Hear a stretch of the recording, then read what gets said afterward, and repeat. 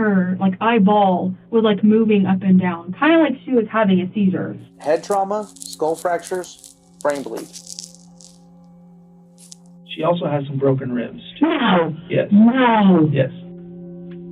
Oh, okay, Lord. She called me on the phone, like, crying, and she's like, did you drop my baby? There's a huge lump on her left side of her brain. And I was like, no, I would not ever drop your baby on purpose. You know what I mean?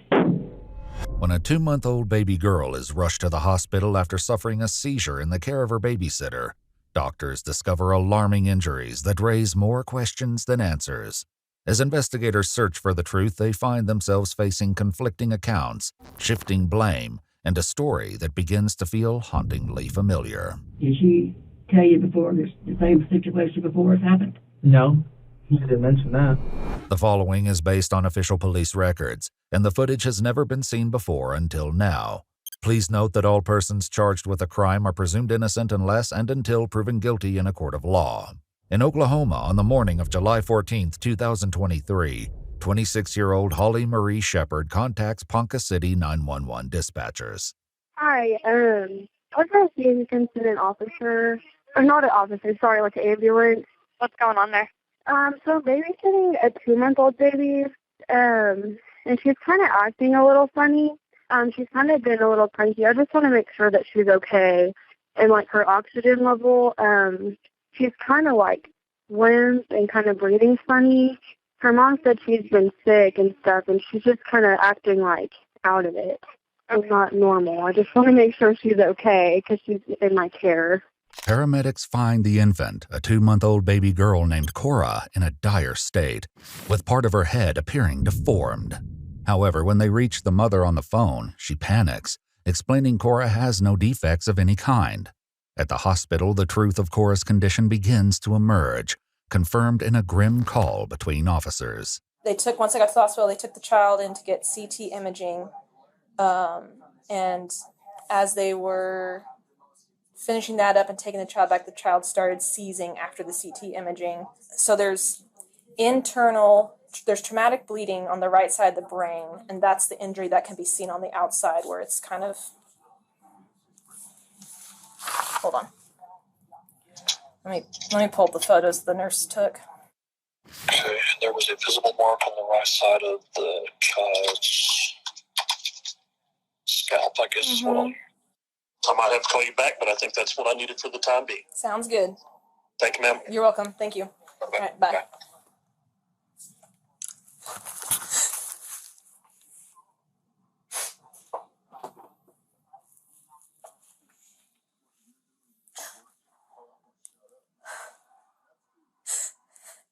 Due to the severity of her condition, baby Cora is flown by helicopter to a different hospital, where she fights for her life.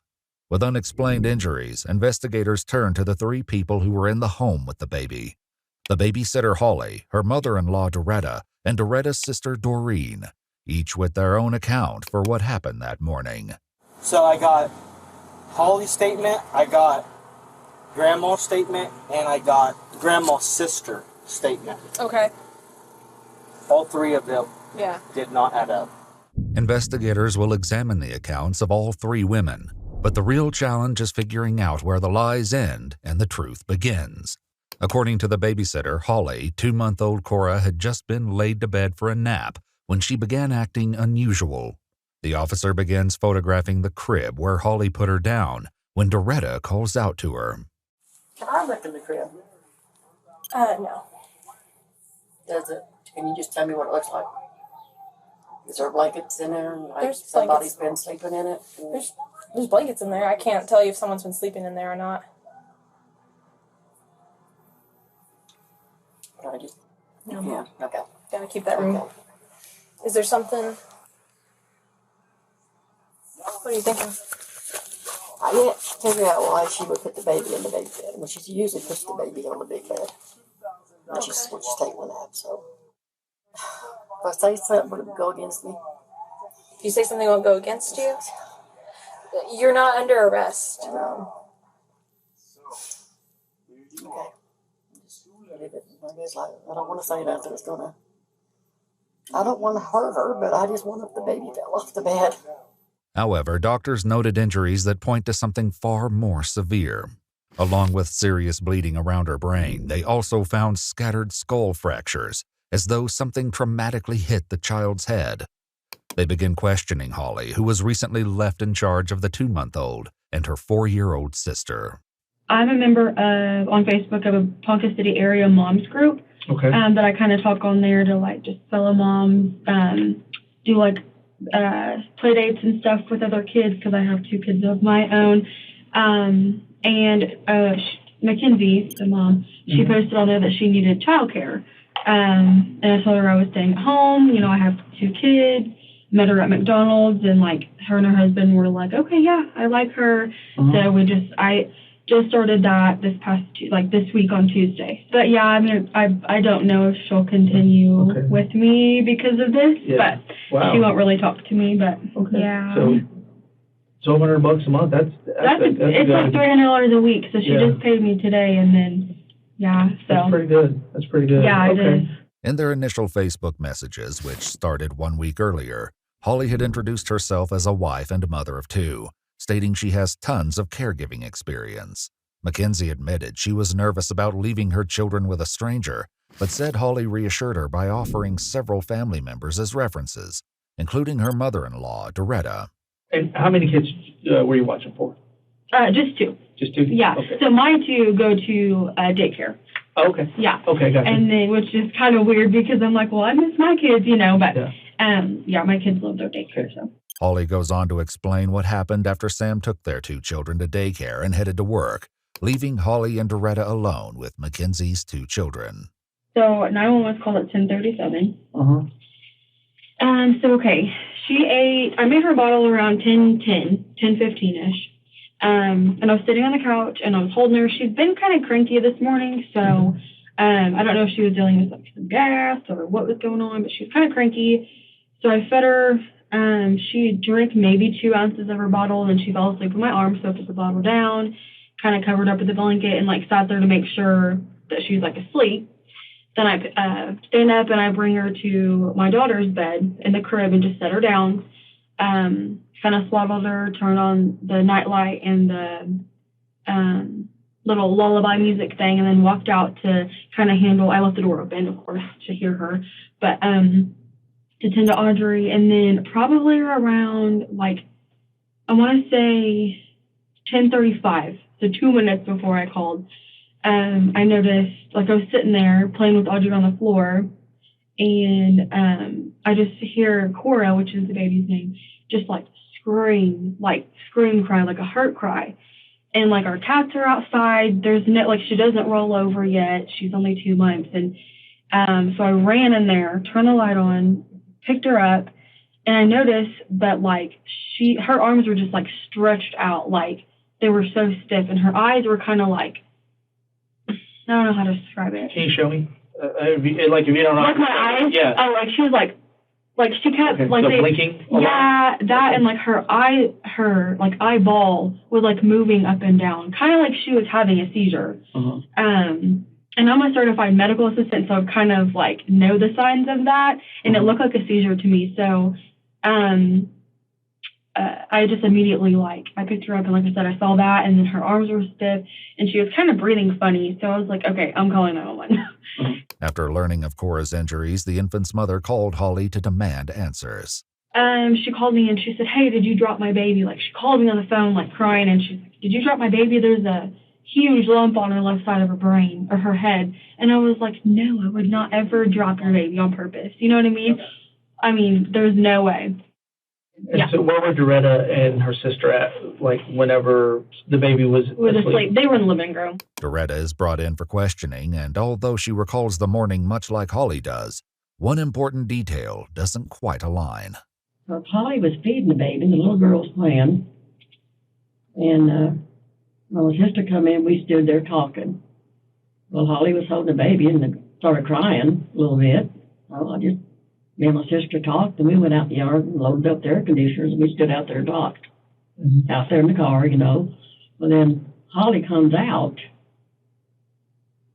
of the house and said that she had to call the ambulance. And I said, why? She said, well, the baby's not, something's wrong with the baby. All right. So the only person that was inside the house was Holly at that time, and you and your sister were outside. Right. Though Holly claimed Doretta and Doreen were with her in the living room, Doretta's account puts the two of them outside, leaving Holly alone with the baby before placing her in the crib. Still, Doretta remains unconvinced that Cora was ever in the crib at all. I'm thinking that she put the baby on the bed and the baby fell off. Okay. I'm thinking. You think that that's what happened? I am thinking very much. Okay. What makes you think that? Well, because she has, as far as I could, this week, she has never put that baby in that crib. She's always put it on their bed. Despite this unusual change in routine, Holly stands firm that the baby was in the crib. Before then, she had otherwise been in her arms or Doretta's. But the only time she was alone with the baby is whenever I was in the kitchen for maybe 3-4 minutes. She alone? Who? Doretta. Like, she was holding the baby for me. By herself whenever you were in the kitchen? While I was making the bottle. And where was she at with the baby? On the couch, sitting on the couch. Oh, sitting on the couch. Did she tell you if something happened while she was No, when I asked her, and she said, no, not that I can recall, but she does have, she's showing some signs of, like, dementia and stuff, but I would feel like if it's something serious, or I would have heard of if she dropped her or hit her, which, I don't think she would do that.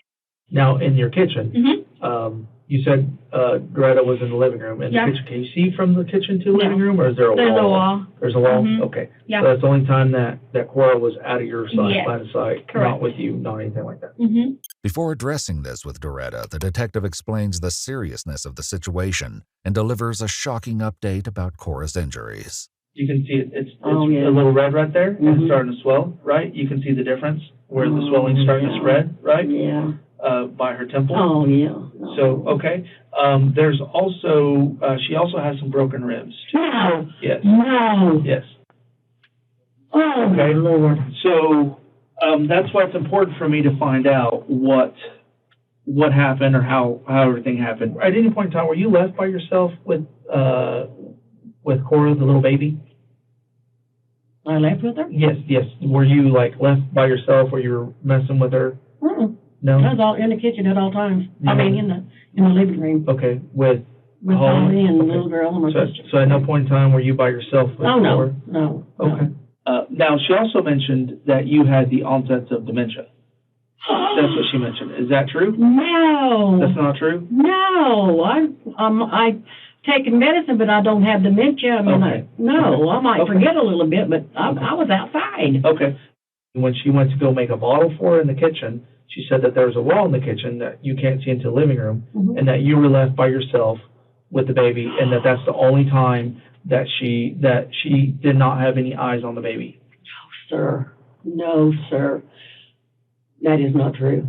Sir, she did not. I did not be in that front room with that baby by myself at all. With conflicting stories from the two women, investigators questioned Doretta's sister, Doreen. Her statement validates one of their stories, but rips an entirely new hole in another. We just got up and went outside and was taking the air conditioners coming in. Only you and Doretta. And Doretta. Holly stayed inside. Right. And Holly came out. She said, something's wrong with the baby's breathing. Can you come and check? So we ran into the house. The baby was in the carrier. And my sister said, what do you mean? She said, well, she just stopped breathing right. And so she said, I called the mother and the ambulance, And so we stood there waiting for the ambulance to come. I stayed in the house with the other little girl. And my sister and Holly had went out to the ambulance. But as far as, I don't know what happened. Okay. I didn't hear nothing drop, fall, or anything. Okay. Her account confirms that she and Doretta were both outside, placing Holly alone with baby Cora inside the house.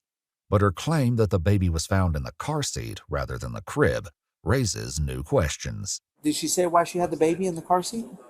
No, she did say, I was fixing to go get some diapers or something, and she said, but I have to wait here for the ambulance now and the mother. Okay.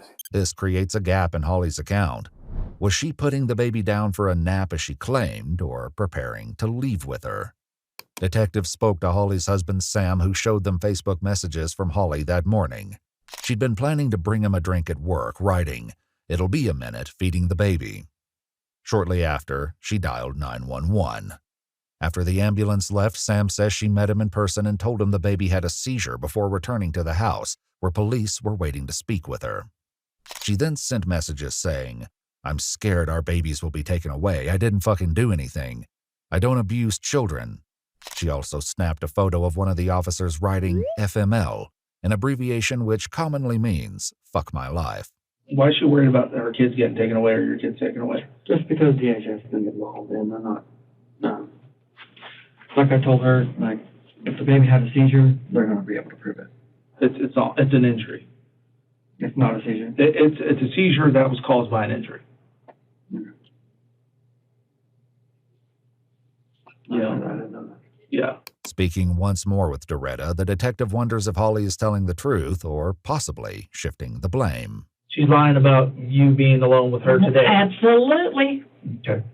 Absolutely, because I had my sister there, and then... Do you have any idea why she's trying to say that you were by herself, or why she's trying to blame it on you? I don't know. And that's exactly what my sister said that she'd do. I mean, my daughter would say.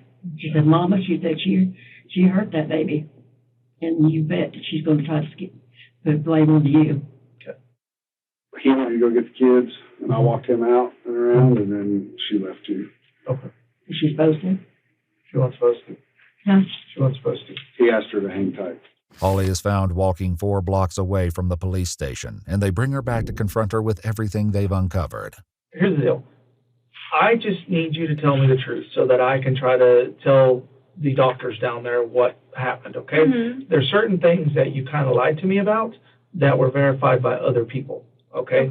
The first thing is you didn't tell me that you had the baby in a car seat, that you were going to take the baby with you to go buy some diapers at the same time that you were going to take a drink or supposed to take a drink to Sam, right? And during that time, you were the only one that was inside the house by yourself with the baby. You told me that Doreen and Doretta were both in the house at that time whenever the baby started crying, and you went in there and freaked out, and then they went outside, okay? Yeah. They're both telling me different. Your mother-in-law got really offended whenever I asked her about her dementia and got really upset about it. Okay.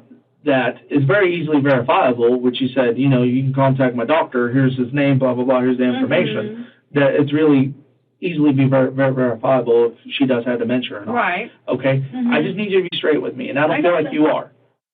If you're going to keep playing these games, you're just going to make it worse on yourself instead of just being honest with me. That's all I'm asking you to do. Okay? I'm not trying to take your kids. I don't care about taking your kids. I care about finding out what happened and finding out the truth. That's all I'm after, is the truth. Okay. But you keep saying, okay, but you don't want to tell me the truth about what happened. It's not that I don't want to. I'm just trying to remember because I'm all frazzled because this is crazy. As Holly continues to withhold the truth, another detective steps in and takes a more direct approach. We've already established a timeline. You were the only one with the kid, okay? Okay. This kid has very bad injuries, okay, to its head. Okay. Something that only could have happened whenever the kid was with you today. Okay? And I'm going to give you the opportunity to not look like this monster sitting here that's not telling the truth, and be a compassionate young woman and tell us what happened to this child. Okay? If not, then I'm going to make you out to be the monster that you are. The baby's in surgery and may die. Do you want to be a killer or do you want to be remorseful? Are you a killer? Then tell me what happened to that child. This is your opportunity.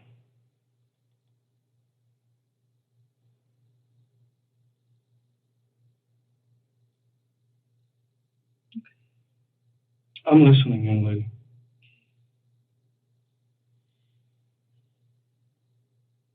So I put her down for her nap. That was true. It was in her crib.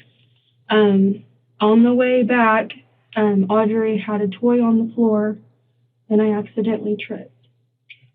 I'm so sorry. You should be. For lying.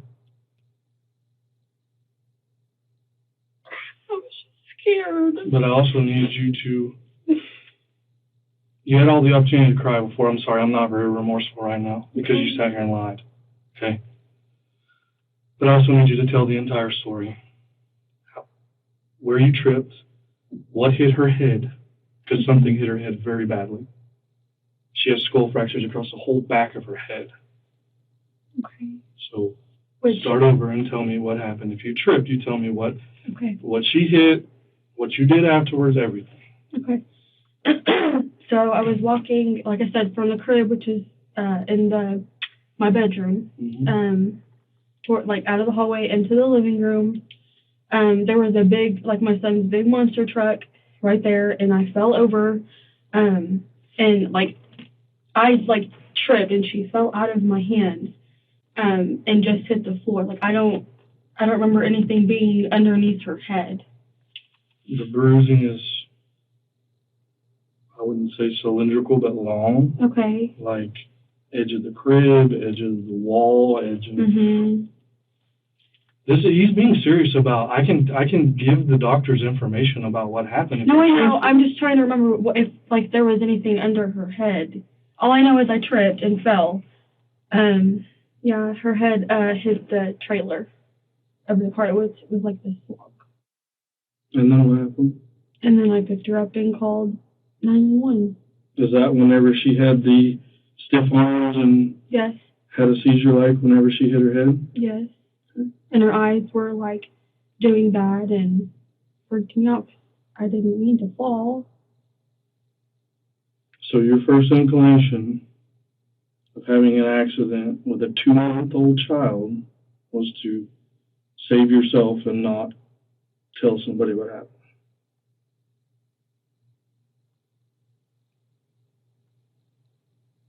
I was just scared. The detective leaves the room to provide an update while the other remains with Holly. Still questioning how the baby could have landed on the same toy Holly tripped over, he allows her to demonstrate the fall.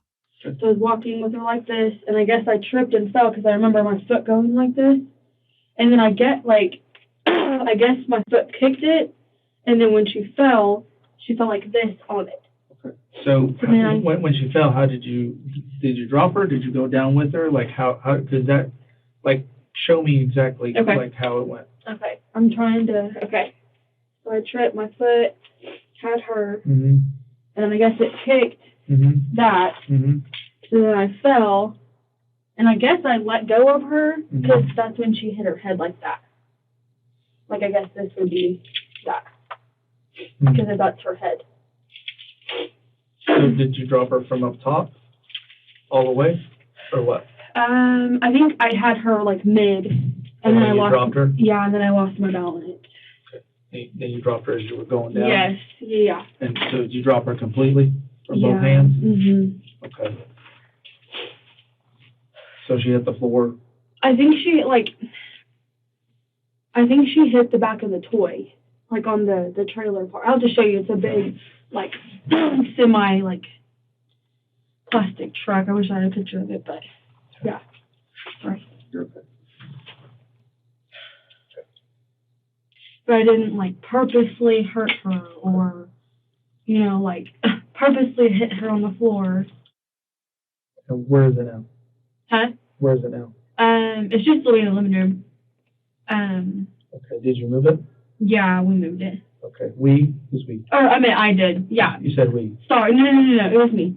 The plastic truck and trailer was found at the home, though investigators noted that dust particles were present on top of the toy, and it didn't appear to have been disturbed.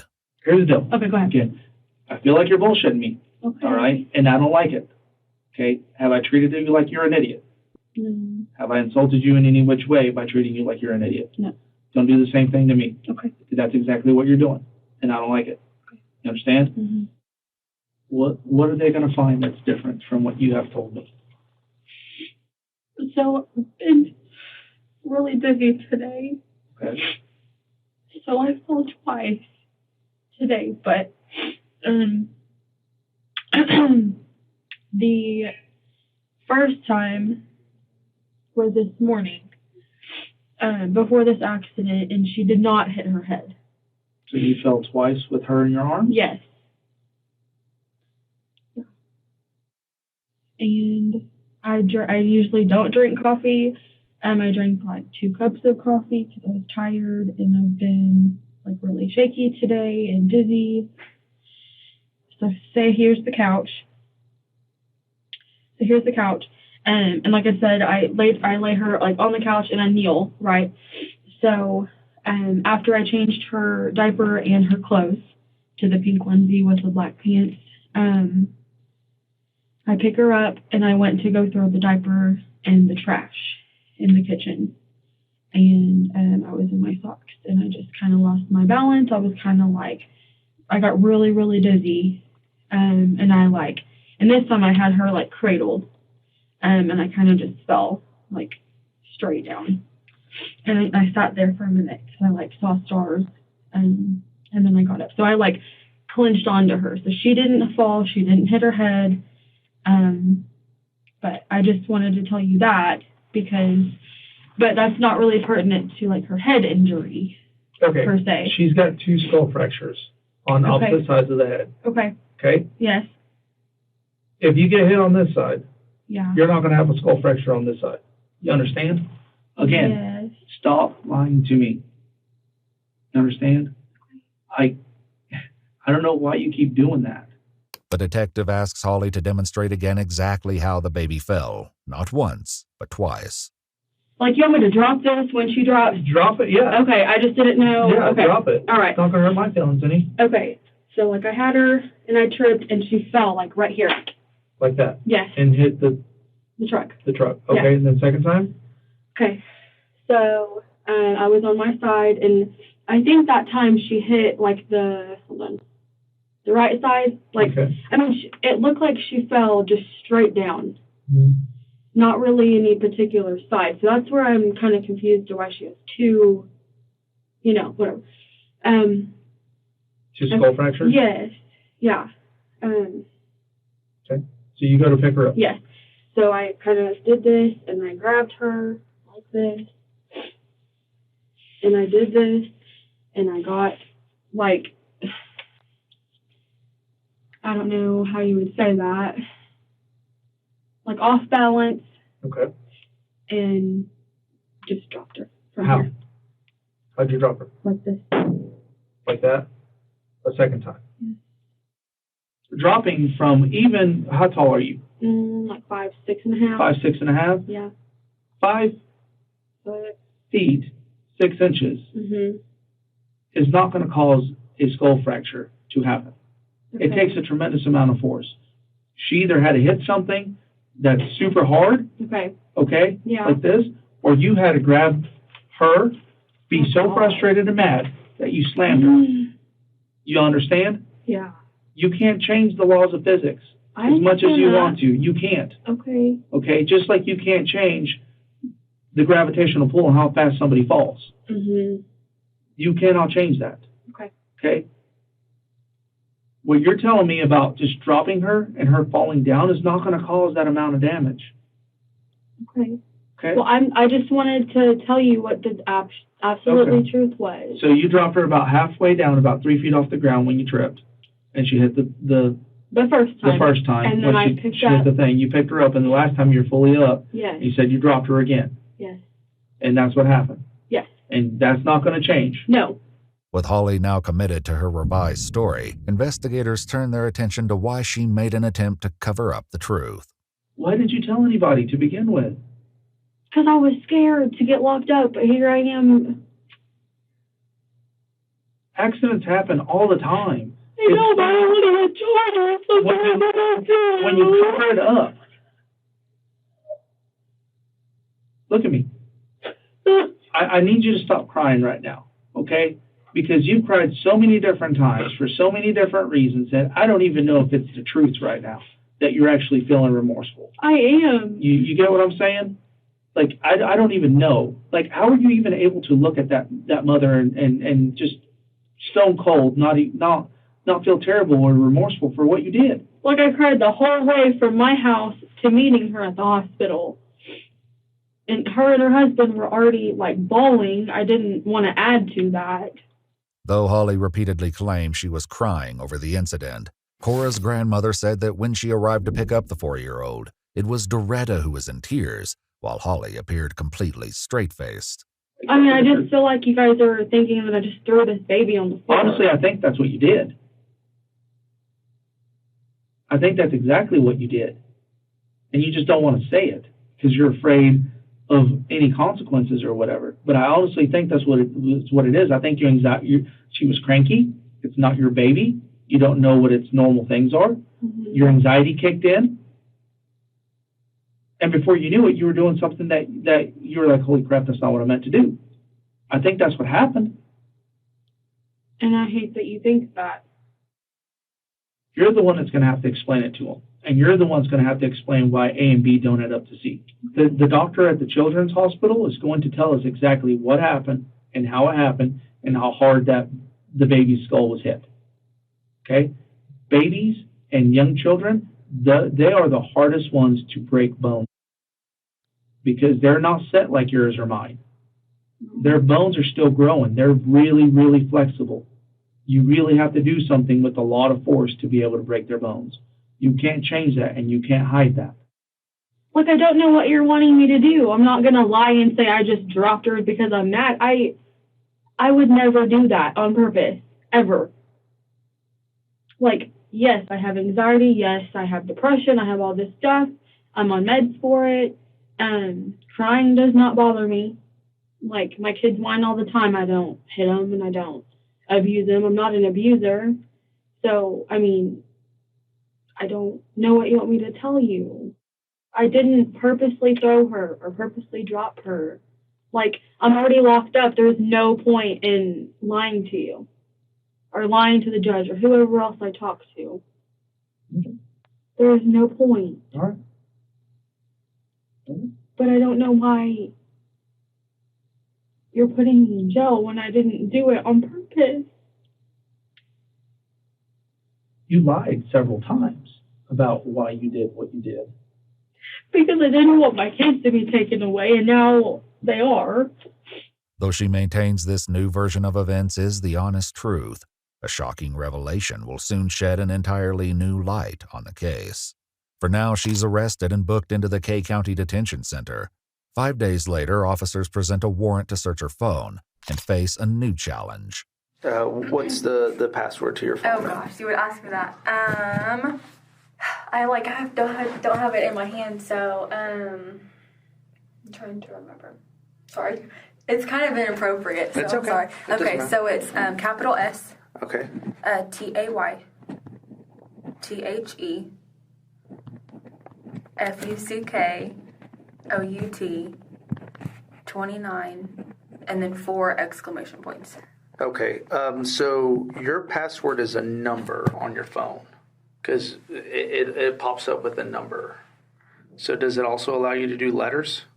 Because your password is just like any other phone. Yeah. So like whenever you click on the phone. Yeah. Still, Holly insists that her phone doesn't have a numeric password and never supplies one. Investigators later obtain the correct PIN code from her husband, Sam. They discover that while at the crime scene, Holly made several internet searches, including can a seizure cause a brain bleed, will a 2-month-old survive a brain bleed, and what happens if a baby has a fractured skull. But it's what Doretta told investigators during her interview that truly left them stunned. Did she tell you before the same situation before has happened? No, she didn't mention that.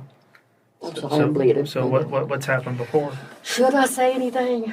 Doretta hesitated, but after the detective pointed out that Holly tried placing the blame on her, she started to share what she knew. Probably about, she had 3 other kids. She was married. Okay. Was babysitting for this lady. And the lady brought the baby over. And Holly's husband was there too. So when the baby came, she brought the baby over, she put the car seat down on the couch and they had the blanket over it. Uh-huh. I don't know, forget if it was a little boy or little girl, I don't remember. She said the mom told her she don't have to take the blanket off because she sleeps all the time. Well, Holly took it off, and there's a bump on the baby's head. They called an ambulance, took the baby to the hospital. The baby died. The case, which occurred in Oklahoma City in 2018, bears striking similarities that are impossible to ignore. She'd met the mom on Facebook and began babysitting her 3-week-old infant. 3 days later, Holly reported there was something wrong with the baby. She was rushed to the hospital where it was discovered the baby had multiple skull fractures and bleeding in the brain, resulting in her death. However, according to news articles at the time, police were unable to prove the injury happened under Holly's care, and no charges were ever filed. Now, in a case that echoes the past, baby Cora is fighting to stay alive. Still searching for answers, investigators follow up with Doretta and Sam, hoping Holly may have shared the truth with one of them.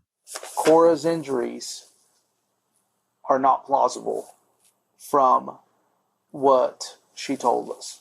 Okay? On what part? On any of it. Dropping the baby? Yes. Yes. Dropping the baby being hit, all that stuff. It's not a possibility. How she's telling me that it occurred is not a possibility. Okay? Now, I know whenever I spoke to you, you knew about the incident that happened in Oklahoma City. Okay? You didn't bring that up to me. So that's why I'm here. Has she told you anything about that? Has she told you anything about what happened in Oklahoma City? Because I'll be honest with you, the Oklahoma City thing, met somebody on Facebook, was babysitting, baby was in a car seat, head trauma, skull fractures, brain bleed. Did you question her about this after this incident? I did. About this one? Yes, about the Oklahoma City and this, because, I mean, they're mirrored. Like I said, I didn't find out about the truck until yesterday at the meeting, and then it clicked that you guys took it. Yeah. I didn't know. I She mean, told I her didn't even story. miss the truck. I mean, it was there that morning. Mm-hmm. And I don't know what the little girls told you, but she was out over here playing. So I don't know if they questioned her, if she mentioned about something Holly thought of. I don't know. I know y'all probably can't tell me A nothing. big question that I have too, what she Yeah, said, we'll just- because I know she was in there. According to Cora's grandmother, she asked the 4-year-old if her sister had fallen. The girl initially said no, but later stated, the couch hit baby sister. So all she's told you is just that she went into the room, picked up the baby, came back out, tripped over the truck, and dropped the baby. Dropped the baby, put her in the car seat. Put her in the car seat. So Yeah, just one time. Yeah, all she said was one time. That she fell. There's one message on there that I asked about it. And she wanted to know what I wanted to know, and I told her I want to know the truth. She said that she didn't drop the baby twice and that you misunderstood her or something. No, I didn't. She told me that. See, I did not misunderstand her. I have the message if you'd like to see it. She flat out told me I dropped the baby twice. If there's anything at all that she has told you where she's telling you what happened to Cora, you need to let us know. Oh, I definitely will. You need to let us know. If she tells you anything about what happened in Oklahoma City, or if you know anything about what happened in Oklahoma City, you need to let us know, because I'm telling you right now, from experience, Oklahoma City and this is mirrored. It's mirrored. Still, Sam insists that he was lied to and has no new information. In uncovered Facebook conversations with his brother, Sam expressed frustration over being lied to by Holly, adding that he needs to cut ties and contact for the sake of his kids. Holly, meanwhile, continued to send him texts from the jail's messaging system, begging him not to leave her.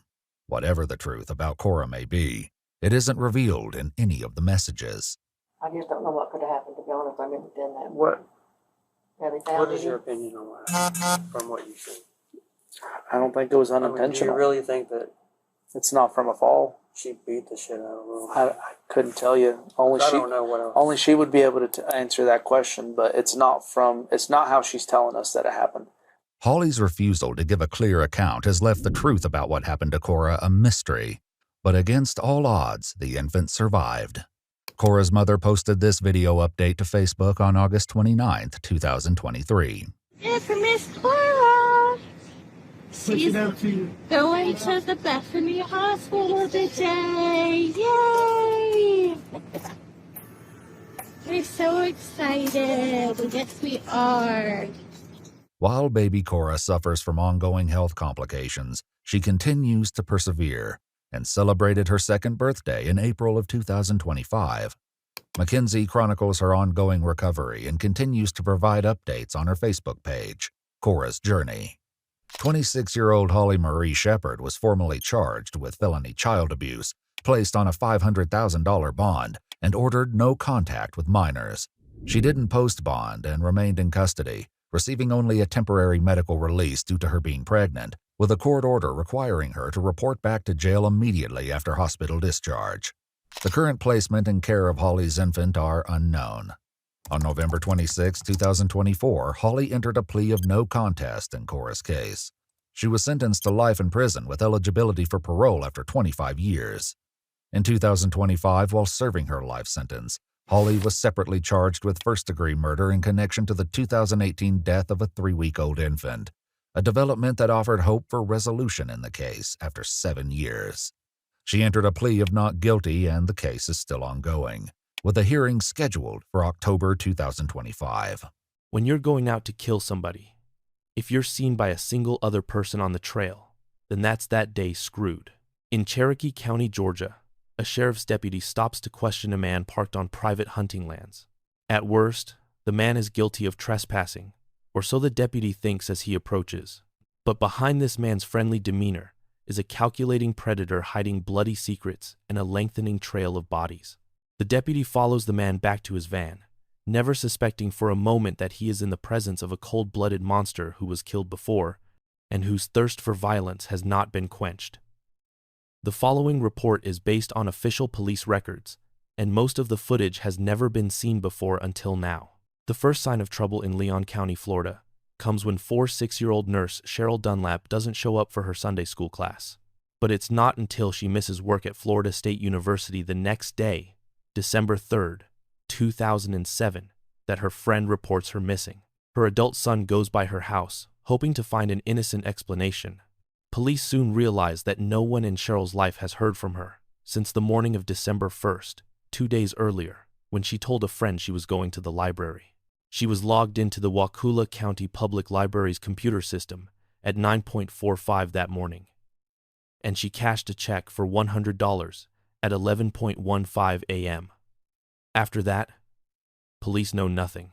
They ask her friends if she might have suddenly decided to leave it all behind. The idea that Cheryl walked away from her job, her friends, and her 2 sons doesn't seem likely, and the likelihood dims that afternoon when Cheryl's car is found parked off the road near Leon Sinks Geological Park. It's been abandoned. There's no sign of Cheryl or anyone else, but there are troubling signs. Her purse and keys remain in the vehicle. Her belongings are scattered across the seat, and one of the rear tires is flat. When police take a closer look, alarm bells begin to sound. The tire appears to have been deliberately punctured. Signs of foul play are mounting, and it has Cheryl's friends in turmoil. Her son, meanwhile, reflects on a memory he fears may haunt him forever. I started trying to call her and ask her opinions about what I should do with my life. She didn't have her phone on that day. I was outside building a pen when she called back, and I told her I couldn't talk right into it. How long ago was this? A couple of weeks ago. That was the last time you talked to her? I didn't even talk to her. But that's the last time you heard from her? Cheryl Dunlap's picture is splashed across the media. A couple reports seeing her at Leon Sinks on the afternoon of December 1st, sitting on a bench reading a book. From that point forward, her whereabouts are unknown. That is, until police learn from Cheryl's bank that her ATM card has been used 5 times between December 2nd and December 4th to make withdrawals totaling more than $700. So if someone used her card, they would have to know it or either get it from her. It wouldn't be where they could just look at it and see it. No, probably the only way that she gave up that PIN number was either they threatened her life or her grandbabies' lives. Investigators head to the bank's main branch to see if there's video, while also looking to the public for help. Do you remember seeing a gentleman that might have aroused your suspicion at all? Police have a long investigation in front of them, but what they see at Cheryl's bank makes it clear that there's no time to waste. In video of her recent ATM transactions, detectives see what they feared most. It's not Cheryl Dunlap using the ATM, but a shadowy figure wearing a disturbing homemade mask. Investigators note that the man is tall and thin, but that's not a lot to go on, even for those who know Cheryl best. Any suspicions as far as people? I can't imagine anybody. I mean, my mom's that type. that everybody loves her. She doesn't have any enemies. She's not a loser that she'd just go disappearing. Even the description of the Calumet ATM machine. I can't think of anybody without a description. Skinny, tall, lanky. Can't think of anybody. The identity of the man behind the mask remains a mystery, but a month later, more than 300 miles to the north, another woman would suddenly vanish, and this time, the monster wouldn't stay in the shadows. On January 1st, 2008, a 24-year-old Georgia woman named Meredith Emerson leaves a note for her roommate before heading off on a hike with her black lab, Ella. When she still hasn't returned by the next morning, her roommate files a report with the Union County Sheriff's Office. Meredith's of the parking lots at Blood Mountain, one of Meredith's favorite hiking spots. He leaves a note on her car, and with the eventual help of friends and police, begins searching the trails and the surrounding wilderness. Soon, news of her disappearance is statewide, as an investigator with the Dawson County Public Defender's Office told EWU. So the county was put on full alert. I mean, we were aware of the case probably as soon as she was declared missing. But despite the intense search effort, investigators talked to several people who saw Meredith on the mountain on New Year's Day. And it turns out they noticed something else as well. An older man lurking nearby. One witness says he even came across a suspicious scene a few minutes after seeing the two. A disturbed portion of the hiking trail, as if there had been a struggle. Left behind on the ground were several items, including water bottles, a dog leash, and most ominously of all, an expandable police baton.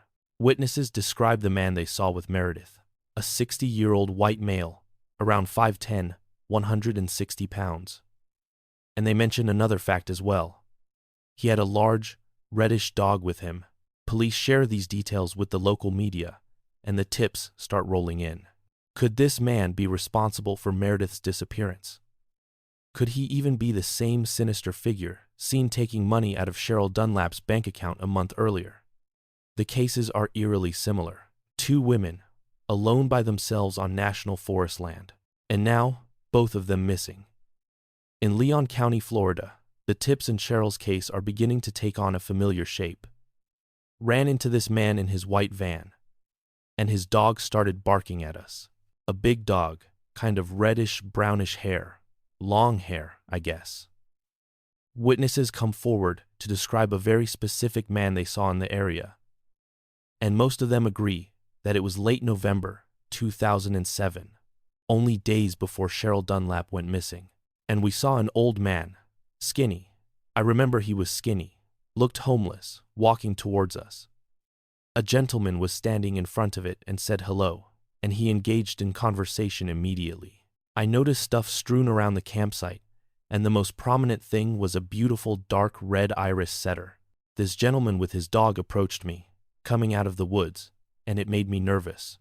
He had this big long knife strapped to his side. The dog was, looked like a golden rivet, but it was like a dark rust color, probably 5'9", 5'10". He gave me the creeps when I saw him. He weirded us out so much that, I was just joking, completely joking around when I said this. But when we left, I was like, man, that guy's killed like 10 people. An older man, a white van, a red dog. The details coming in are consistent. First in Florida, and then a month later in the Georgia mountains.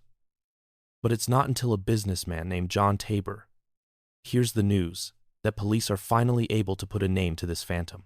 Tabor calls the Georgia Bureau of Investigation's tip line and says the man they're looking for used to work for him selling house siding, right up until the day he demanded money and threatened to kill him.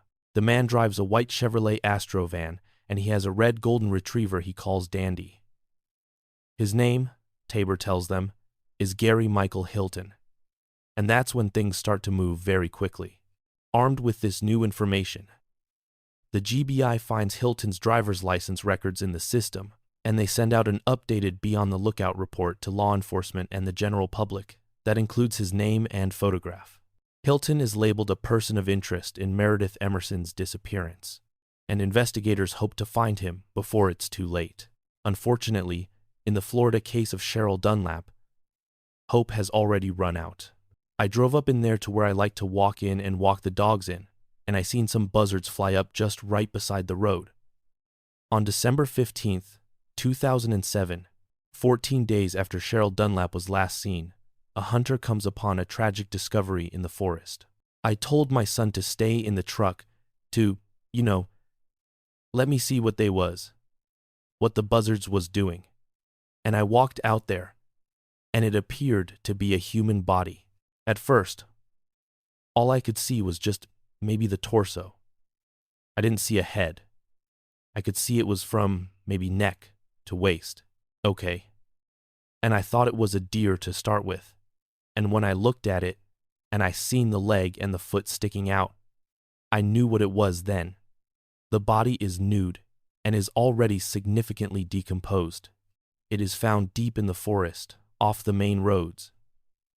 It appeared to have been somebody tried to cover it up. Police find the body covered in tree limbs and palmetto fronds from the surrounding woods, but that's not enough to hide the damage that has been done to this woman. Her hands have been removed. Her nipples have been cut off. She's been decapitated and left out here to rot. Because of the advanced decomposition and the missing head, the medical examiner could only label the cause of death as undetermined homicidal violence. 4 days later, the Leon County Sheriff's Office holds a press conference to announce the grim news the community had feared. The body in the woods belongs to Cheryl Dunlap. Authorities in Georgia are desperate to catch up to Gary Hilton before the same fate befalls Meredith Emerson. A black lab is spotted walking into a Kroger supermarket in Cumming, Georgia. It's chipped, and before the day is through, they've identified it as Ella, Meredith's dog. When Meredith's father speaks to the press, he says, "We're happy that Ella has been found, but Meredith is still out there." Later that day, a woman reports that Gary Hilton called her, wanting money. The return number comes from a payphone, and police quickly track it to a trip in Cumming, just across the street from where Ella was found. They process the payphone for evidence, but it's what they find in the nearby dumpster that gives them a shock. A woman's purse, bloody clothing, and a wallet with identification cards inside. The driver's license and student ID cards belong to Meredith Emerson.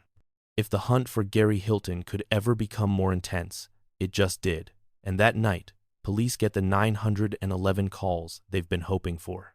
"Hi, I'm calling from Cambridge Square Shopping Center, and I'm calling about that person, Gary Hilton, in connection with the woman that's missing. A man matching Gary Hilton's description has been spotted at a Chevron station in Chamblee, Georgia, approximately 30 miles south of Cumming.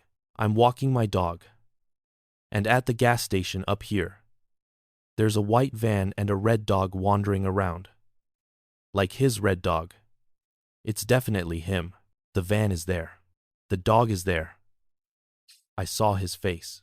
He's got a whole bunch of stuff he's pulling out, like he's living out of his van, pulling out and organizing his stuff in his van. He's throwing stuff in the dumpster here. He's making multiple trips back to his van and getting out and taking it to a dumpster. 114. This is Sergeant Crow. We're en route to that location. Set up EIB. It's definitely him. He's looking around like he's as guilty as sin. I can go take him down if you want. Go there. Stay right there. He looks like he's finishing up. You guys gotta hurry. Oh, I'm just shaking. Here we go. Here comes the cops. Yes. Yes. Police are there. Yes. Yes. Yes. They got him. Hilton goes flat on the ground immediately and is taken into custody. The police also secure his van and his now famous red dog, Dandy.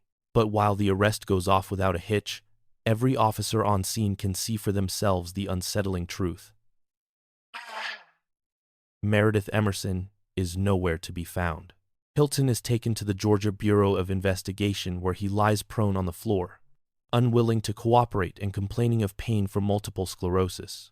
Mr. Hilton. My name's Clay Bridges. I'm a special agent with the GBI. Over the past couple of days, I've come to know you pretty good. I've spoken with numerous people who say that you're extremely healthy, extremely smart, very intelligent, almost genius level. I would prefer to talk to you if you were kind of sitting up and I could look at you a little bit. And I understand that you're a distance runner and that you know, a very healthy individual. With Hilton unwilling to answer questions, the agent says something that is perhaps intended to get a reaction. It's a whole lot warmer down here than it was up on Blood Mountain. But Hilton doesn't take the bait, and neither the GBI nor the doctors can get him to talk. We're going to take really good care of you, okay? Basically. Like we already have. Yes, sir. Do you feel like you've been mistreated? I don't want to be interrogated anymore. Well, if you don't want to talk to me, then I'm going to make the decision that right now you're not an immediate life threat and that you could possibly stay here with these gentlemen and continue doing with them what they need to do with you, okay? Put me back in the handcuffs, bitch. There are many signs that Hilton has been in an altercation, including a cut on his nose and a badly swollen right hand. GBI agent Clay Bridges leaves Hilton with a final thought. Remember what I told you about Meredith? You need to go ahead and just tell us where she's at, okay? That's so much more in your favor. Aside from it being the right thing to do, Hilton isn't moved by this appeal to his conscience, which is perhaps not surprising if he's the man guilty of killing Cheryl Dunlap in Florida. And the evidence is growing. The tips keep coming in Leon County, and police search campsites near where Hilton was reportedly seen. At one, they make a horrifying discovery. A burn pit, amongst which they find charred finger bones and skull fragments. The limited remains make DNA identification impossible, but police are almost certain that the remains belong to Cheryl. And it won't be long before evidence in the Meredith Emerson case draws an undeniable line between the two women. With Hilton unwilling to talk, police in Georgia focus on his van. Since Hilton has been living in the Chevy Astro for a long time, there's no shortage of things to look through. And along the way, they come up with a fascinating discovery. A Sony digital camera and several memory sticks containing some very interesting videos. Look, I'm taking your picture. I'm coming for immortality right now. Good. The camera's right there. These home videos give investigators an unprecedented look into the life of a violent drifter. Yeah, it's just a real red and it has that Irish confirmation also. Okay. Come on. Honey. Let's get it. Good boy. Now you gotta stay out here. Okay. Now we're going to get ready, after he's greeted and we'll be all happy. You gotta stay right here, Wawa. You do. The police will soon discover much darker recordings on the memory sticks. For now, they charge Gary Hilton with kidnapping in the Meredith Emerson case. It remains to be seen if additional charges will follow. As police transport Hilton to the Union County Jail in Georgia, his attitude has improved, but his willingness to answer questions about Meredith's whereabouts has not. You guys are pissed at me. All right, now, you ain't gonna do nothing squirrely on me, all right? Oh, yeah, like I can whip your fucking ass too. He's sitting there with one gun in the holster and the other in his seat. I mean, Jesus Christ, he's going to turn around and cat me. I am fucked, okay? Totally fucked. I was trying to figure out who I was going to get my dog to before I turned myself in. I saw the paper. I caught the paper. You were going to turn yourself in? I saw the paper. I saw that. I saw it was on the front page of the paper. You know. Well, hey, you know something? I'm making statements, and I ain't making no statements. But Hilton's position on answering questions will soon shift, and agents with the Georgia Bureau of Investigation will finally get a deep look into one of the most sinister minds they've ever come in contact with. In hours of interviews, they'll begin to piece together what happened to Meredith that day on Blood Mountain, and what they hear from Gary Hilton changes everything. Since I was 4 years old, my earliest thoughts were of death. I said, "You know something? No one's even missed you." And she said, "Well, I'd be mad once you let me go." And I came back, and my boyfriend said, "Have you been gone?" I spent 3 days with her. We had long talks about everything. I gave her a book to read. It was kind of like The Lone Ranger. and the Lone Ranger would come galloping into town. They would always say, "Who was that masked man? Who was that masked man?" Hilton admits that some of what is driving him to talk is the kidnapping charge, which he believes will likely put him away for the rest of his life. They had me on the kidnapping, and it was kind of stiff, but the evidence was good. Right out of the duster. It was just a smoking gun. They had me. The investigators take a low-pressure approach to the interviews, which gives Hilton all the room he needs to expand on every topic he can think of, including his history of conflicts with the other dog owners he meets while hiking. The average dog owner doesn't know jack shit about dogs. The average animal control officer doesn't know jack shit about them. Anthropomorphic. Okay? And they assign human qualities to dogs. And what that means is that they want dogs to be like humans, which is be nice and get along. Well, that's not the way it is in the dog world, because when dogs talk to each other, they quite often revert back to the wolf world. And the wolf world is more incredibly savage and brutal than you can ever imagine. Humans don't understand that in the dog world or the wolf world, there are no assault and battery laws. There are no murder laws. And quite often, there is no fear. Okay, imagine such a world where there's no murder laws. Before Hilton can go too deeply into his fantasy of a world without laws, he explains how to handle confrontations with dogs and their owners. My goal in a stick fight with a human or a dog is not to make contact with the dog. A successful stick fight is preventative. To me, it's shaping it with a stick and not making contact, because it takes it to a whole other level when you make. Especially with a human being. You get a human being with a stick, regardless of the situation.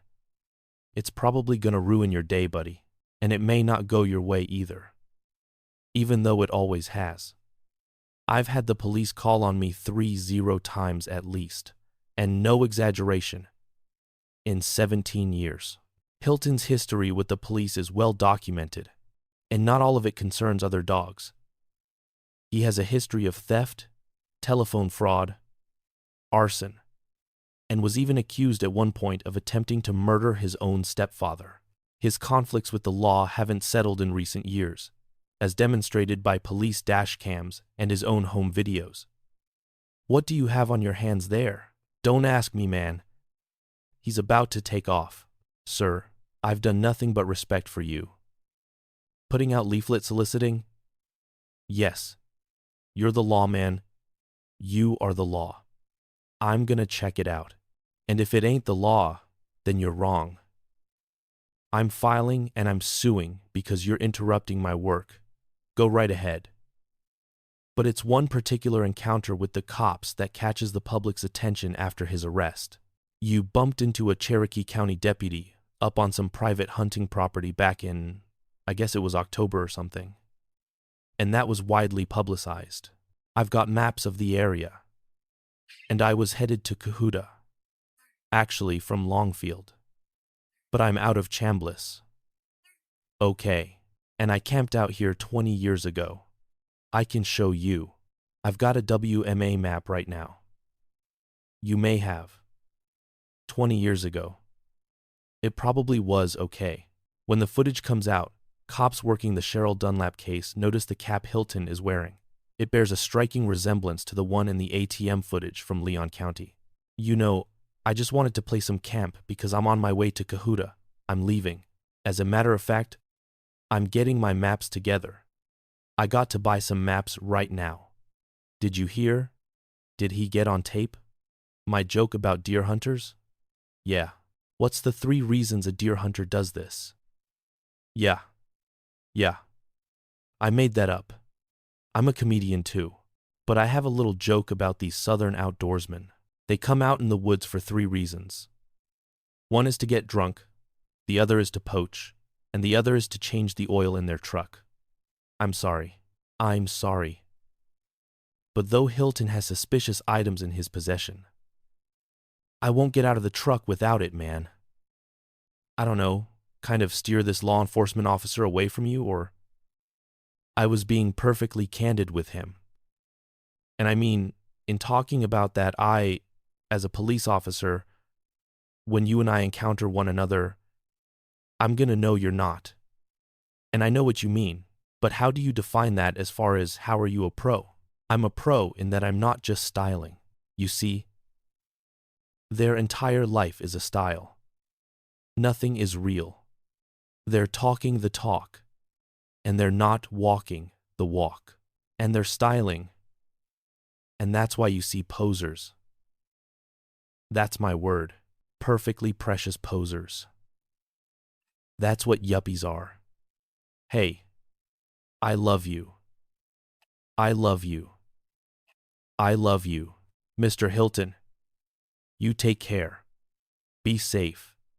There's a large number of police officers that are highly experienced, and that they are pros, and they recognize a pro when they see a pro, and I'm a pro. On November 17th, only 2 weeks before Cheryl Dunlap went missing, a Forest Service ranger spoke to him near a campsite in Leon County. From what he told me, he was returning to his campsite, and he was walking along the road. He had a dog and a walking stick. The ranger runs the tag on his white Chevy Astro parked back at the campsite. Who did the van come back to? It came back to Gary Michael Hilton. It will soon come to light that Hilton already had blood on his hands before speaking to these officers. Nonetheless, he's in custody now. And then a series of audio and video interviews with the GBI. He will finally reveal the full story behind what happened New Year's Day on Blood Mountain. But anyway, it's a good place to hunt in that you have a huge selection. But it's a bad place to hunt in that because they have a lot of people. So, the way you would do it. But I didn't do that either because I like to hide. What I'd like to know is how accomplished of a hiker are you? I don't want to tell you something. I've never met anyone ever. And people are full of shit on this too. I've never met anyone anywhere, any way that has the time in the woods and the time on the trail that I have. I've never worked full-time anyway in my life, except for the U.S. Army. Tilton was enlisted in the Army as a young man before being discharged for demonstrating symptoms of psychosis, an early glimpse of the darkness to come. Did you know Meredith Emerson before the other day? No. Okay. At what time or when did you first become aware of her? Or when did you first see her? On the mountain, at the intersection of the Herbert Reese Connector Trail and the AT at that intersection. How did you track up a conversation with her or whatever? Dogs, you know, people that have dogs are going to meet. And anytime I encounter someone with a loose dog specifically, which both of ours were, a larger dog, I immediately determine the sex of the dog. Because I have a male and I don't allow my dog to meet adult males. So you asked her what sex her dog was? Yeah, that kind of thing. And she stopped at that location to eat some trail mix and give her dog water. After a brief exchange, the two continued hiking, and the 4-year-old athlete quickly put distance between herself and Hilton. But soon enough, Meredith would come back down the trail. Did you form an opinion at that point, or did you form an idea at that point that you wanted to abduct her at that point? Yeah. This was driven really by nothing but, well, the desire to obtain her card. Yeah. And rather than pick a guy who would, or a couple with a guy who might really fight, because if you want a card pin number and the guy fights and you gotta kill him, well, where are you at? So I knew it would be easier to establish control over a female, any female, than it would have failed. It's not that I couldn't whip a male, but once you whip him, you might be left holding an empty bag. Hilton's aside about his ability to take on a man is perhaps unsurprising, given his many thoughts about masculinity and the differences between the genders. But that's what a woman wants you to do as an adult, is to play house, okay, and to have children. How many 9-year-old boys? Now, don't get me wrong. I understand that for many men, having children is the greatest thing in their life. But nevertheless, how many 9-year-old boys have you known that had said, oh, I don't want to be a soldier or a pilot or an astronaut. I want to grow up and have a family. Oh shit. And what is this man thing? Give me a fucking break. Out there, cutting grass and digging in the dirt like a fucking animal. Part of my dislike, or I wouldn't call it hatred, but almost for women, is that they have all the advantages, and that's how they get men to do what they want them to do. Always. Yeah. Either you do what I want, or in the end, I'm going to give it to someone else. For women to threaten to give it away, that's what I mean. And for them to let you know that they could give it away, and they have given it away, increases the value of it. However, there's a marketing, but a sophisticated woman understands that to threaten to give it away increases the value, and actually giving it away to someone else decreases the value. And some women aren't smart enough to know the difference, and they fuck up that way. It's not just Gary's thoughts on women that cast doubt on his narrative that he only confronted Meredith for her bank cards. It's also the fact that no money has been withdrawn from her account. But as the investigators soon learn, Meredith Emerson is not a woman to be trifled with. The demand occurred at the point where the water bottles and batons were found, and laces and dog treats. That's where the demand occurred, okay? And by demand, what do you say? What did you say? In your side of cards? No. And when you did that, and when you said that, did you produce the baton? Or what did you produce? Rock, a knife. The bayonet. The bayonet is probably still up there. I lost control of both. She fought. And as I read in the paper, she's a martial artist. I read in the paper, she practiced martial arts. And she fought. And she grabbed the knife. I lost control of the knife, and she grabbed the knife blade and slightly, very slightly, cut her hand on the webbing between her thumb and forefinger. I was not aware of that until later on, and I said, "Where'd you get that cut at?" She said, "When I grabbed the knife," but she grabbed the knife and fought. And then I produced the baton. She fought that. And I lost control of the baton. And I'm good too, with this girl. I think it was you probably. One of the GBI said, "That little 120-pound girl about probably clutched to whip your ass." Well, she about did. But Gary can't admit that he was in any real trouble. Not to the investigators. And perhaps not even to himself. It was not my finest hour. It was not my... I'm better than that. I am. But I found out she was a fucking black belt. Which don't mean shit. Again, they're styling these black belts. They're styling. They're not fighters. They're learning to do some little. But on the other hand, doing that kind of thing does increase your coordination, your hand-eye, etc. And it gets you more than used to hand-to-hand combat as opposed to an untrained person, even though they're not really fighters. And she didn't do no shit. It's just that she was real quick with her hands and had no hesitation about grabbing weapons and everything. And not only that, she was hard to subdue. And she fought like hell, man. Fought and fought and fought and fought and didn't look like any control over her. And got her 10, 15 feet away from the trail on that little side trail I told you about. She started fighting again. But what Gary characterizes as a fight sounds more like a merciless beating. I had to hand fight her. And that's where I got this hand. I probably have multiple fractures in my right hand now, okay? However, I'm not in pain and I don't think any of my displays. I had to hand fight her and I still couldn't get control of her. She would faint or pretend that I was in control and then start fighting again. Right. So I had to hit her a number of times. And you hit her every time with your right hand or? Yeah. Okay. And these are straight in punches. In the face or?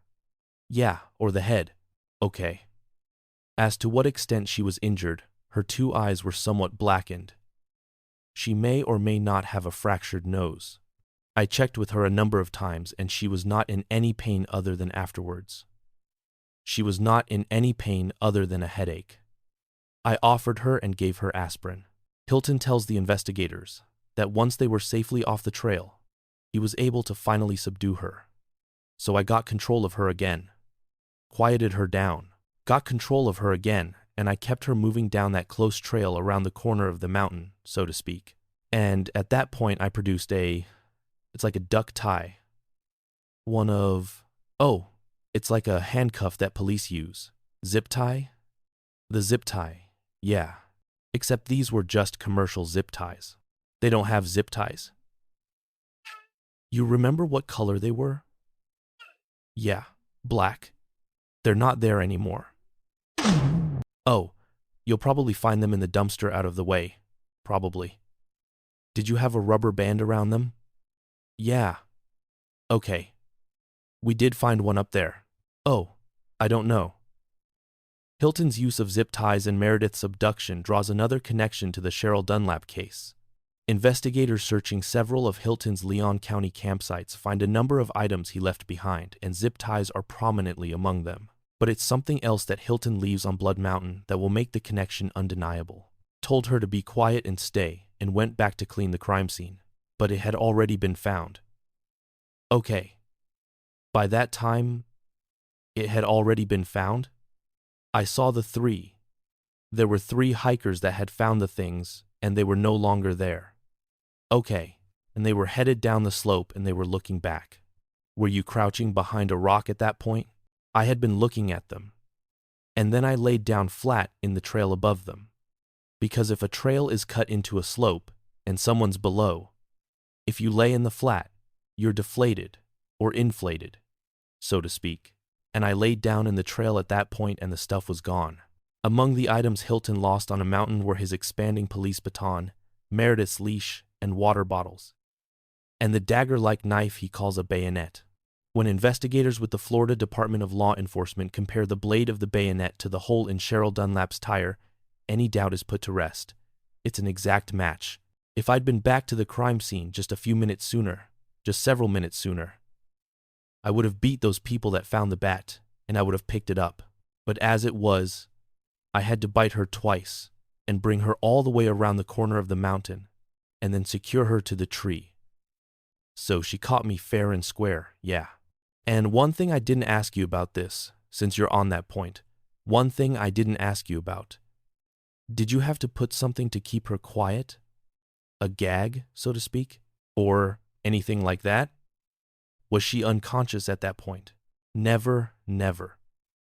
I'm wondering why she wasn't yelling when you zip-tied her to a tree and when you went back to clean the crime scene, is what I'm getting at. There comes a point, they fight and then they submit. I reassure them. I reassure them that it's going to be okay, but just quit fighting, or you're going to get hurt. I tell them, listen, honey, I'm going to spend life in prison just because she said no. Gary has a great many ideas about how a victim should behave under Meredith's circumstances. But you know the advice to people if they're abducted is to engage your abductor and to make yourself a person to them and not have them think of you as an object. To engage them, to tell them your name, to tell them about yourself, tell them about your family, tell them about what, tell your abductor that, tell them what you study, what your dreams and hopes and plans and schemes are, and try to engage them and make yourself a person rather than an object because the abductor's psychopathic. He's looking at you in an inhuman way. You want to make yourself a human. It was always me. It was always me engaging them. First thing I ask them is, what kind of music do you like? What's your favorite song? What do you do for work? Where do you go for school? What do you like to do? And talk to them. It calms them down. It calms them down. But none of them ever did that to me. Hilton tells the investigators that he would act much differently if put in that position.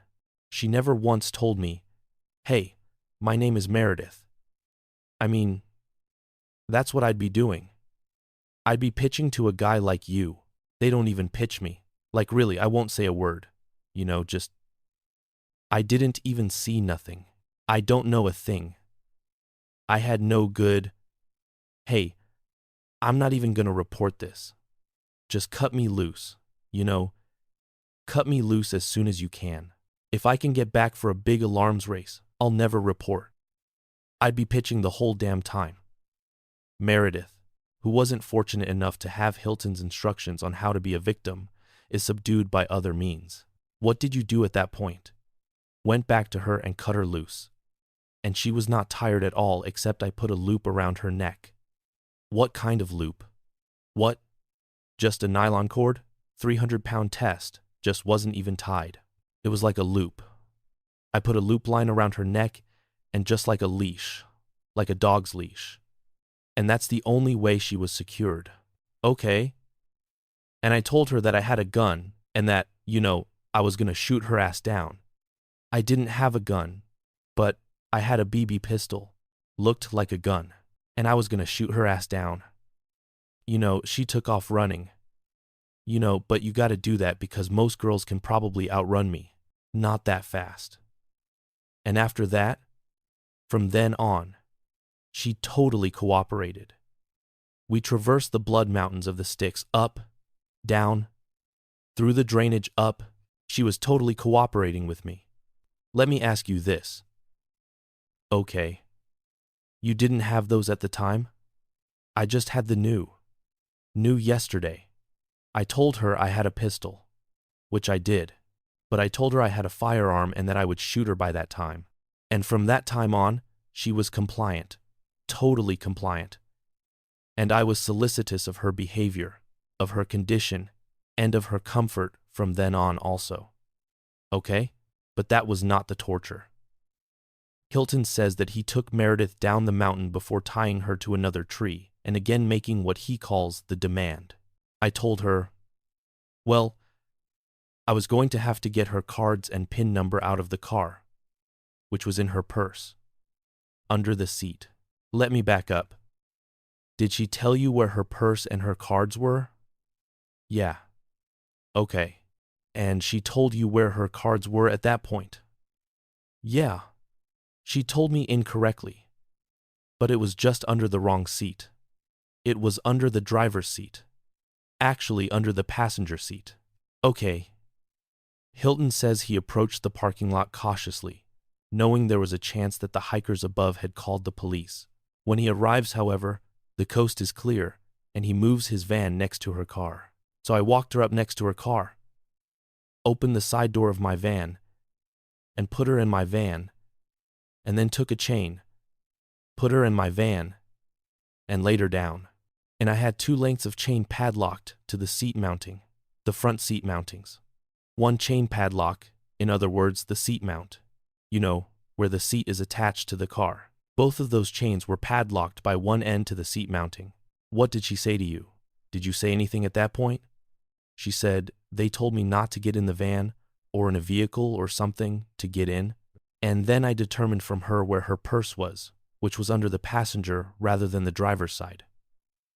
Did you have to force her into the van, or did she cooperate? No, she protested. But I mean, yeah, she was compliant from, there was no physical force at any time after that. Okay, after that, up on the mountain. Oh, okay. So she protested and said, they told me not to get in the vehicle. I said, get in the damn thing. And she went in.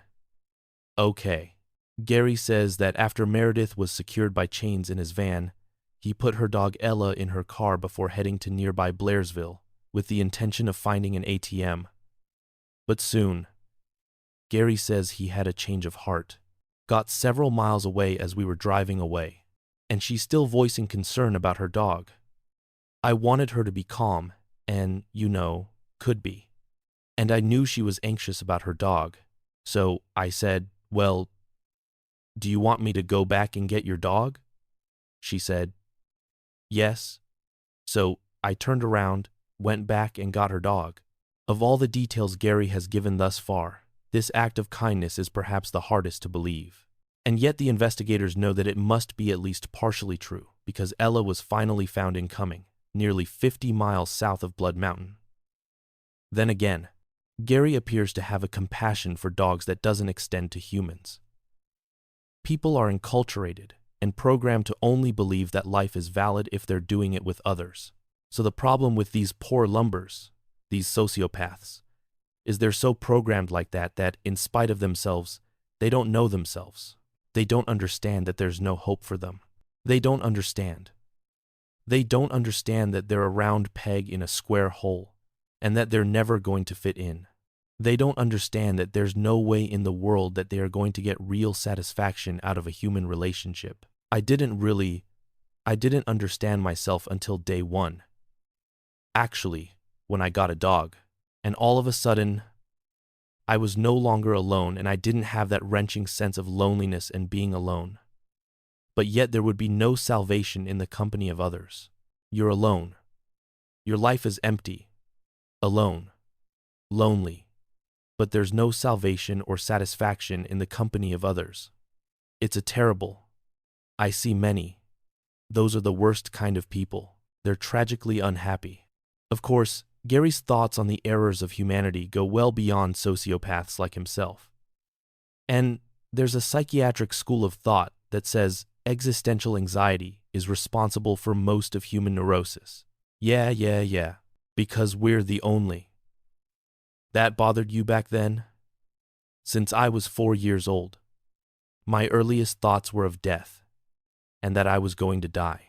When I was 4 years old, I can place it because of the situation I was in when I thought it. And when I was 4 years old, I can remember looking at my hand and pondering the fact that this hand one day will be a skeleton. Yeah, when I was 4 years old. What was the situation if you don't remember that? No. It was an intellectual thought.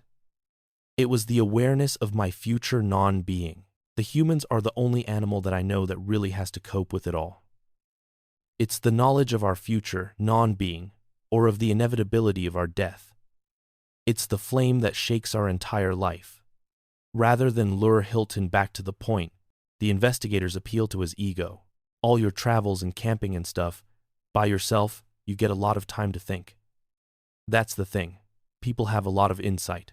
Lawyers and everyone else ask me constantly, how come you're so seemingly intelligent? Are you well-read? Are you well-educated? You're right. You hit it right on the head. That's very perceptive. The reason I'm so seemingly intelligent is that I, alone amongst almost anyone, including you dudes, have time to actually stop and think about things. You don't have time to stop and think about things. You are so busy distracting yourself because you're running from really the reality of this situation, which is you're going to fucking die. You are so busy just frantically, desperately distracting yourself with every kind of thing in the world, including your work. Now, again, I'm not judging you. I mean, you're just human beings. That's all you are. You're just human beings, and God bless you. Gary says that his time in the woods has given shape to his character. You got time to think. That's one of my personalities.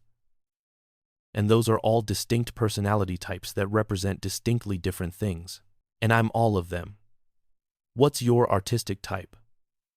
Well, by artist, I mean truly in the sense of being an artist, in that you see everything in terms of not the linear, but the impression of it and so forth.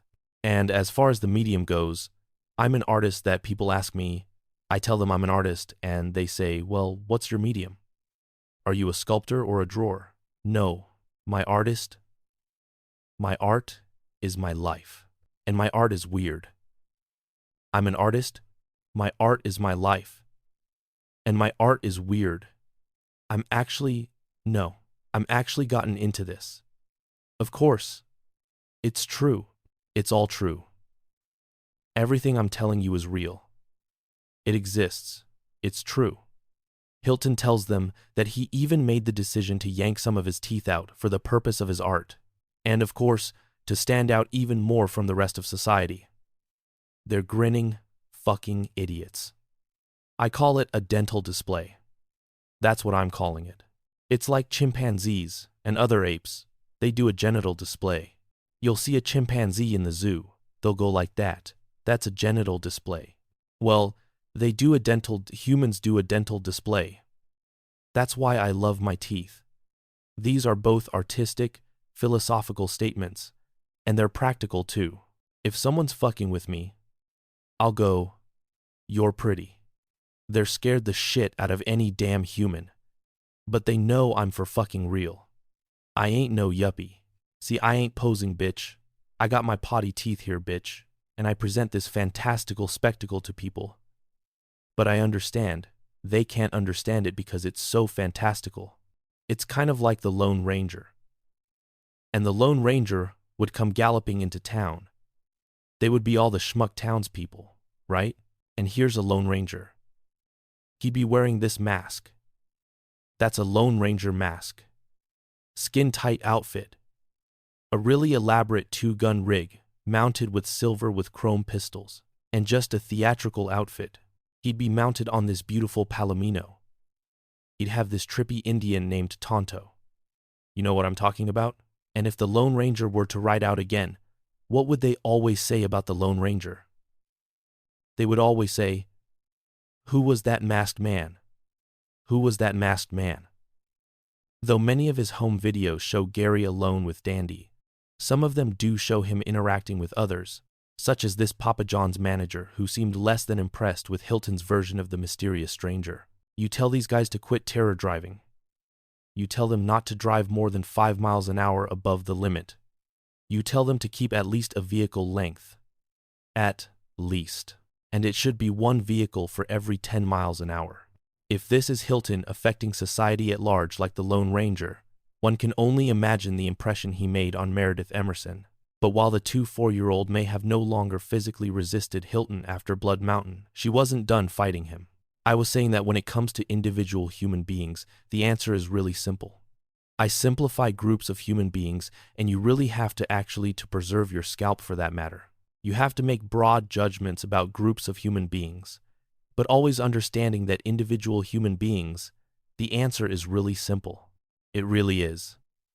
The individual Hilton abducted on that mountain still has some surprises in store. And when Hilton prepares to drain Meredith's bank account like he did Cheryl's, he realizes it won't be quite so easy. Went to the Appalachian Bank. Attempted the cards. Attempted to run the cards. And they didn't work. Didn't work. I parked across the street. "How many cards did you use?" "I had 3, but I'm really not sure, because she had me run them so many times that I'm not,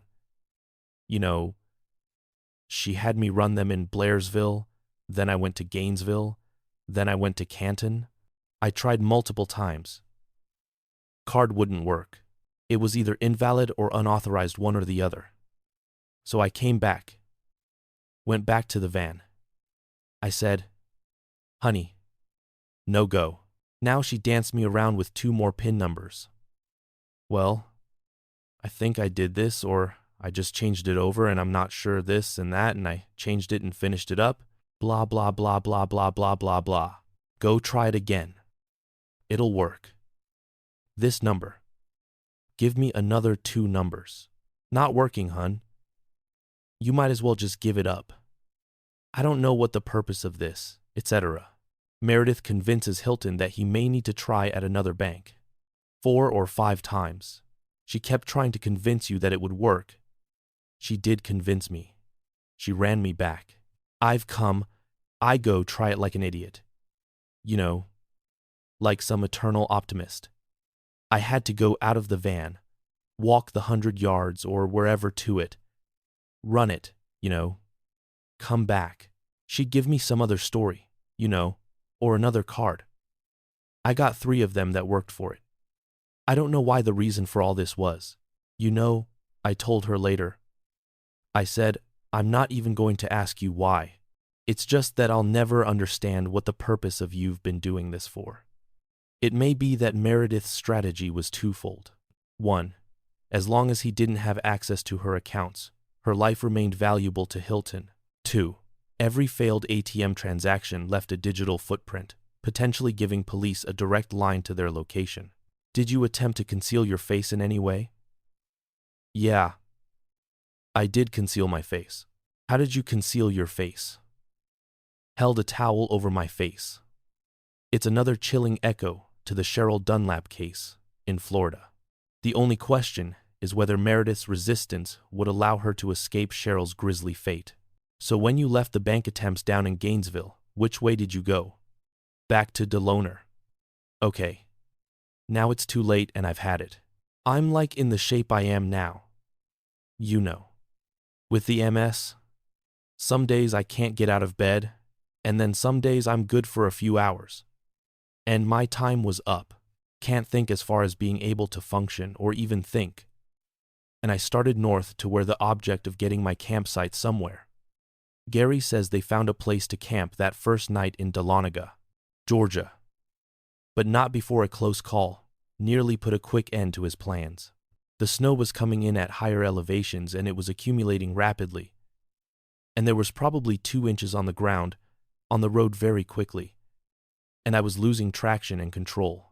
And then I came around the curve and the car had sort of slid off the road, and there was a sheriff's deputy their car with his blue light and turned around and went back down just right past the sheriff's deputy again. She saw the blue light and everything, but it was only loosely secured. Having eluded law enforcement, Hilton made camp with his hostage. Camp there. I gave her the best bag to bed. I gave her the mattress that didn't leak. I got a +5-degree bag. Where did you camp? In the van or out of the van? Yeah, she helped me offload the van. I just didn't change. She was free. She was only secured while we were moving. She was not tied up, and while we were asleep, I would tie a long length of nylon cord around her ankles, quadruple knotted, and then quadruple knotted at an anchor point in the van. That was simply to keep her from jumping up and taking off while I was asleep. Now, I gotta ask you this. Was there any sexual activity between you two? And keep in mind now, we will be able to find out, but I'm asking you now if it's accurate or not. Was there any sexual activity between the two of you? Yeah. There was? Yes, one time. First night. I told her, honey, it wasn't forcible, but of course it was unwanted. Right, but it wasn't forcible. And I told her, honey, I told you I was gonna let you go. You've run me around. You've run me all over North Georgia. Maybe put 150 miles on my van. We still don't. You've lied to me. Give me some cookies. And she did. Hilton says that despite being abducted, beaten, and violated, Meredith was enjoying herself. She's not having a bad time. Right, I'm not. And she's been kidnapped. Yeah, she wasn't in mental distress other than any kind of real. I was solicitous of her comfort and everything else. It's hard to know if this is delusion talking or simply another reflection of Hilton's disdain for women. I mean, the last piece of ass I had, except for rape here, was in January of '89. And I never. You kinda dropped out of the game there. I was never so happy after I did that. Oh. Yeah. Once you stop getting led around by the... And we all are. All of us are. That's right. That's right. That's why we become less than men. That's why we start doing a woman's agenda. Oh. I'm going to tell you something, and you take it from me. Really? No. You know what you're being fooled by? You're all being fooled. You're being fooled by a woman's instinct, not her free will. And you're being fooled by her nurturing instinct, and she has a soft spot for kids and small furry animals. But I'm gonna tell you something. You take it to the bank, pal, and you take it from a guy that begged professionally for over 20 years. The sex that is the most avaricious, accumulative, greedy, and heartless is women. Hilton seems to detect no irony delivering this sermon on women before returning to the story of how he kidnapped one. I determined the next day that I would go to Canton. And one reason I headed in that direction is that I had a person I knew that I thought, you know, a plan B would be to try to get some money from her. She was in that direction. I don't have any money. I had $45 on me and spent $30 of my last $45 on gas. So, I had no gas, no money. But anyway, that's one reason I headed in Canton to get. So, I had to go on to Cartersville if necessary and try to get some money. Who is this person that you were going to get money from? The person I was calling from the gas station were incoming where the clothes were found. That's the call I was making. She refused me and hang up. With Meredith thwarting his attempts to steal from her, Hilton says he reached out to a man he used to work for. Let me ask you this. You mean from a huddle house? By the time Hilton called Tabor, early descriptions of the man seen with Meredith on Blood Mountain were already circulating through the media. Tabor not only identifies Hilton to the police, he tells Hilton he'll leave a check for him at his office. Police stake out the location, but Hilton never shows.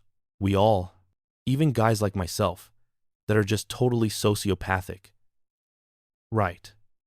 To trust them, even if business associated. I called Tabor up, and I told him I needed money, and I wanted to start working again for him. And I was really sincere in trying to start working again for him. Because I saw that this robber ship wasn't getting it. Because I hadn't gotten any money off her. You know, I had gotten a dime,